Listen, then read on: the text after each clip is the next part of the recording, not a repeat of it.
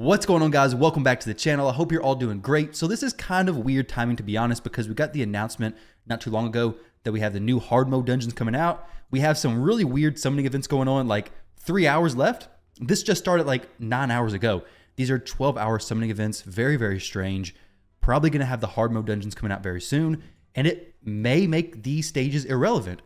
But this is some very cool information. So if these stages don't become irrelevant, then hey, you're going to have a new duo team for Fireknight Stage 25. So yesterday I made a video talking about Ragash plus Alure duoing Fireknight Stage 25. And if you want to watch that video, I'll leave it linked down below.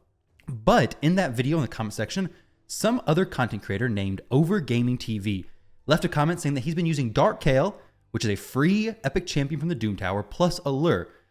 And I was really interested in seeing how it worked. So I went over to his channel and I subscribed, of course. You guys should do the same thing. Like the video, which I don't think I actually liked it. Let me go ahead and like that video. But either way, he has a video breaking down Alure plus Dark Kael duoing Fireknight Stage 25. So go over, check out his channel. He's got a few videos so far, so check those out as well. But the gear that he was using, surprisingly, is a little bit higher than what I have. I thought my regeneration gear was actually pretty decent, which apparently it's not. I haven't had amazing ascensions on all these pieces, so I've had to make a few tweaks. The Alure build is very similar to his. So basically, really good HP, as much as you can get. You want to make sure she survives. HP and defense are very, very important because she does get hits from the waves as you're going through to the actual Fireknight. As far as the speed, minimum of 277, so that after Spirit Haste Mastery kicks into effect, you're going to have at least 301 speed by the time you get to the boss. So the boss goes at 100 speed. You're going to want to go 3 times to his 1. So 301 speed is what I shoot for. As far as crit rate, if you use Alure in any other area of the game, you need to make sure she's 100% crit rate. If you're only using her for Fireknight Stage 25, or if you're like me and you only have 5-star crit rate gloves in Regeneration set, then 85% is perfectly fine. As far as accuracy goes, you're going to want to make sure she's at least 200 accuracy. I think technically you want at least 225, but for me, 200's been fine, especially since we have the pinpoint accuracy, or the charge focus, my bad. Charge focus gives her an extra 20, which on the Fireknight itself, she's only going to be using the A1, so that's perfectly fine. Where she's at is good, but like I said, I've used her with 190 accuracy before. It worked fine, but the more the better, it's going to be even more consistent. As far as her skills go, everything's fully booked. You don't have to have these abilities fully booked, I don't believe, but it does help clear the waves a little bit quicker. As far as the blessing goes, I have Phantom Touch. Extra hits are always very, very nice. A little extra damage, a little extra hits on the Fireknight. You really can't beat that. I used to have the Cruelty, which at higher star rankings, it may be better, but unfortunately, it's only at a 1 star, so she's not really getting a whole lot from that anyways. As far as her masteries, let me hide my webcam. This is what I currently have. Her and Dark Kael are both very, very similar. I do have Evil Eye on both of them. I mean, you're building them both for accuracy, and keeping that Fireknight shield down is going to be ideal. If he does hit, it's no problem. They're going to survive the hit, and they're going to come back with full HP because of the regeneration and immortal gearing. So you really don't have to worry too much about the turn meter. It's been perfectly fine, the runs I've done, but Evil Eye just seems to work out a little bit better. So this is what I currently have for Alure, the turn meter queen herself. Now, for Dark Kael, when I was gearing him, I actually realized that my regeneration gear is not really that good. So I had to go for 6 pieces of Immortal. He's a little bit more tanky than Alure is, which works out great. I haven't seen him get hit like single targets whatsoever. I think Allure is taking all the damage. She's a little more squishy, so that makes complete sense. So for Dark Kael, we have really good HP, 56,666.